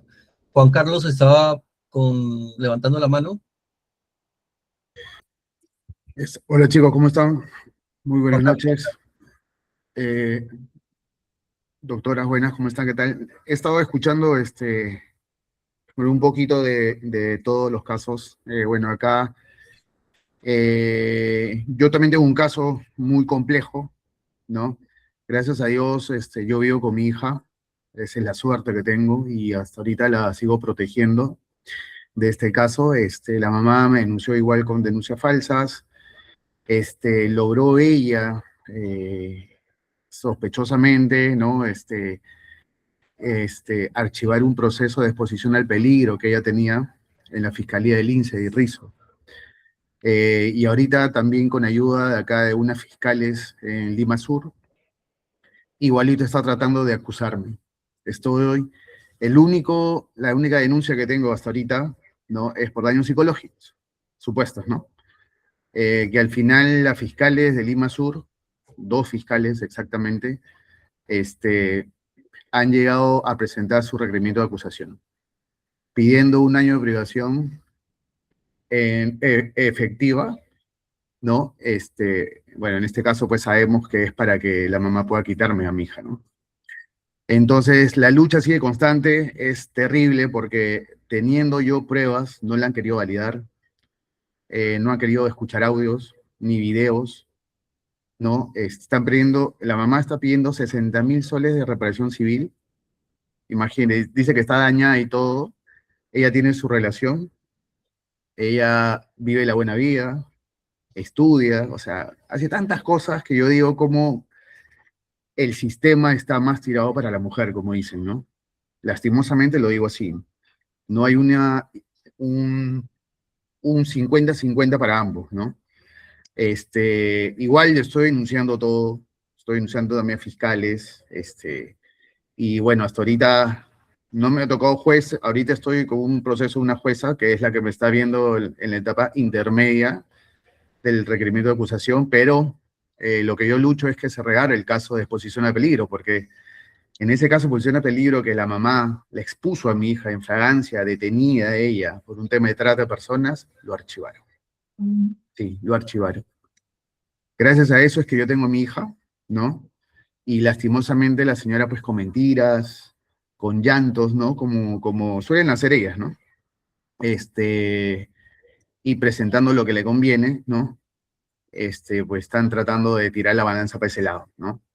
Bueno, igual sigo yo en la lucha, lo que a mí me hace fuerte es que vivo con mi hija desde el año y 7 meses, hasta ahorita ya mi hija tiene 4 años y 6 meses, va a cumplir 5, estudia en el colegio, ya pasé por el equipo multidisciplinario, todo, gracias a Dios todo bien, y bueno, nada, siguiendo la lucha, ¿no? Igual en lo que yo pueda ayudar con algunos temas, porque desde este momento que pasó yo todas las denuncias, uno aprende, ¿no? Aprende con errores, porque también me ha tocado abogados, pues, que de verdad ha sido terrible, la defensa ha sido muy baja, ¿no? Pero uno aprende, uno sigue luchando, ¿no? Y nada, yo creo siempre en que uno se cruza con las personas que debería cruzarse en la vida, ¿no? De repente, como dicen, si tenemos el apoyo de algún consejo de las doctoras, ¿no? Que están más inmersas en las leyes, en cómo poder de repente armar alguna estrategia, sería genial que nos puedan dar una manito, ¿no? Bueno, eso sería todo, más que todo. Muy bien, Juan Carlos. Sí, es tremendo la historia y qué bueno que estés con tu hija, ¿no? Y hay que proteger a nuestros hijos, porque a veces el sistema efectivamente en algunos casos termina siendo considerar a nuestros hijos como un producto o una meta simplemente para producción judicial. Bueno, les agradezco a todos por el tiempo, la dedicación. Están cordialmente invitados todos al congreso de la próxima semana, jueves y viernes, La Molina y Jesús María, y la información está en la página web. Les agradezco mucho a las doctoras Santillán y Pintado por todo lo que nos han compartido y seguimos en comunicación. Muchas gracias a todos y una feliz noche. Gracias. Muchísimas gracias. Buenas noches. Igualmente con todos, gracias. Hasta luego. Buenas noches. Solamente decir gracias, y no todas las mujeres somos así. Es verdad, es verdad. No, claro, no todas, exacto. No. Ni hombres tampoco somos así, ¿no? Somos verdaderos padres que queremos a nuestros hijos, ¿no? Sí. Doctora Cecilia, contamos con usted también. No sé si toma nota del teléfono, se le dejo anotado acá y nos comunicamos, porque también muy valioso lo que comenta y toda la experiencia de 30 años que tiene.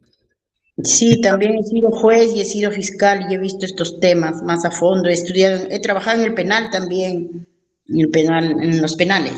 Sí, nosotros tenemos un proyecto pendiente en los penales, pero que con cambio de cada presidente, pues se nos ha ido siendo difícil. Le dejé ahí el teléfono también para todos, 6x9-217, es el WhatsApp. Si ¿Lo puede escribir en el chat? Sí, lo acabo de escribir. 6 veces 9, 999, 217. Y nos estamos comunicando. Ya, doctor. Muy bien. Gracias. También voy a Gracias. dejar mi número. Perfecto. Muchas gracias. Feliz noche. Muchas gracias. Detengo la grabación.